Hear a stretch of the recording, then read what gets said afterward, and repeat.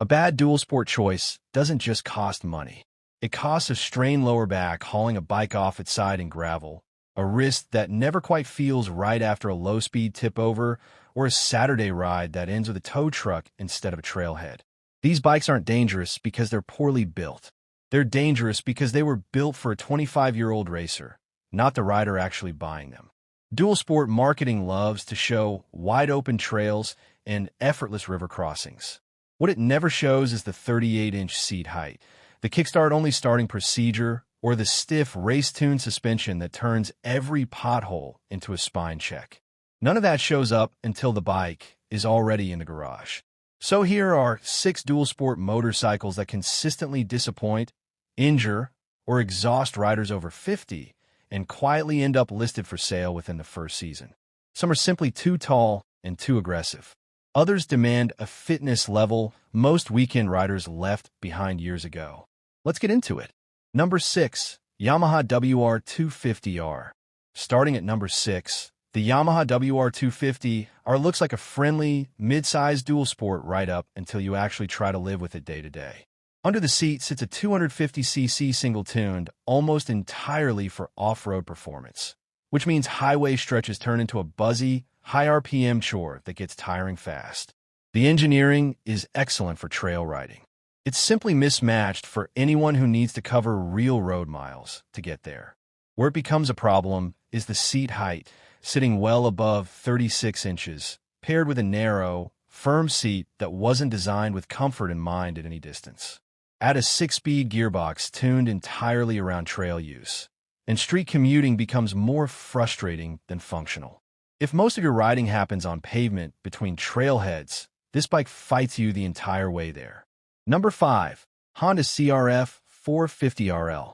At number 5, the Honda CRF 450RL earns its spot because it's essentially a race bike wearing a license plate, and that heritage shows up in every part of the ownership experience. This is for the rider who assumes Honda reliability automatically means low-maintenance ownership. It doesn't, not here.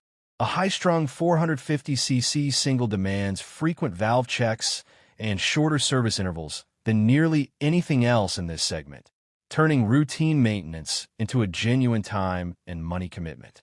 The riding position and seat height are where it separates itself from anything approachable. A tall, narrow seat and aggressive, forward-weighted ergonomics make slow, technical maneuvering a real physical test, not a relaxed Sunday activity. It's proof that race-bred engineering and comfortable ownership rarely show up in the same motorcycle. Number 4. GasGas EX 500F. Number 4 is the GasGas EX 500F, a bike built almost entirely around competitive enduro riding, with street legality feeling like an afterthought bolted on top. This bike sits in its own lane, mostly because of how little it compromises. A powerful 500cc single delivers genuinely explosive off-road performance, but that same aggressive tune makes low-speed street riding feel twitchy and unforgiving rather than relaxed. For riders who want a capable trail bike but still need to ride comfortably to and from the trail, the EX500F rarely closes that gap. It handles technical terrain brilliantly, but everyday street use exposes just how little thought went into rider comfort. If weekend trail domination is genuinely the only goal, fine. If any real street mileage is involved, this bike punishes that assumption quickly. We're just getting started because the final 3 are where physical demand and injury risk climb the highest. Now, we move into the bikes that catch riders most off guard. Number 3, Beta 500RRS. At number 3 is the Beta 500RRS, and it earns this spot by combining serious off-road capability with an ownership experience that assumes real mechanical patience. Power comes from a 500cc single-tune for aggressive, race-level output, delivered through a chassis that rewards standing, active riding rather than a relaxed seated posture. That's precisely the demand most riders over 50 are trying to move away from, not toward. The real issue is total package weight relative to seat height. A tall, narrow perch combined with light but top-heavy handling makes this a genuinely difficult bike to catch if it starts to tip at a standstill, and recovering it afterward is its own physical challenge entirely. It doesn't fail as a race machine. It fails as a bike built for relaxed weekend exploring. Number 2. Husqvarna 701 Enduro. Number 2 is the Husqvarna 701 Enduro, and it earns this spot because its massive single-cylinder engine creates a riding experience most street-focused riders simply aren't prepared for.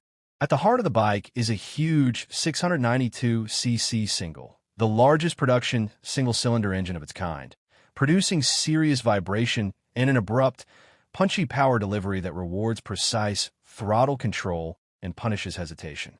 Riders expecting a smooth, forgiving experience are routinely caught off guard by just how raw this engine actually feels.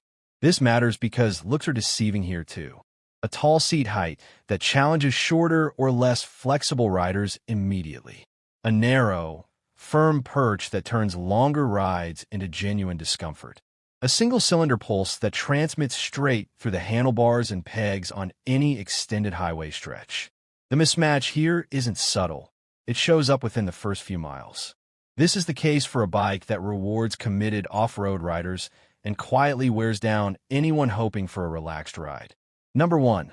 KTM 500 EXC-F. And now number 1. The dual sport that causes more regret, injury, and quiet resale listings among riders over 50 than anything else in this category. Number 1 is the KTM 500 EXC-F. And before anyone assumes this is a knock against the engineering, hear this out. The EXC-F isn't number 1 because it's poorly built.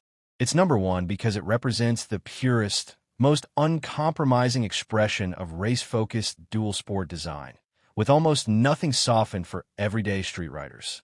At its core sits a lightweight, high-revving 500cc single, producing genuinely extraordinary power-to-weight performance built for competitive enduro racing, not relaxed weekend exploring. Revised suspension, minimal seat padding, and a seat height pushing well past 37 inches mean confidence at a standstill has to be earned the hard way, every single time. This matters for exactly the moments that cause real injuries. A loose gravel stop that requires real leg strength and flexibility to catch. A technical, low-speed section that demands standing, active riding most riders left behind decades ago. A bike genuinely built to reward racers, not forgive mistakes from anyone else. The EXC-F slots in specifically as the bike that looks thrilling in a showroom and becomes a genuine physical liability the moment real riding conditions show up. Exceptional off-road capability and class-leading power-to-weight numbers round out a package that's outstanding for its intended purpose and genuinely risky for the audience actually buying it. This is the bike that proves the biggest danger in dual-sport shopping over 50 isn't a lack of riding skill. It's underestimating exactly how uncompromising a race-bred machine really is. None of these 6 bikes are poorly engineered. They're just built for reflexes, flexibility, and risk tolerance most riders quietly left behind years ago, and pretending otherwise is how a good motorcycle becomes an expensive mistake.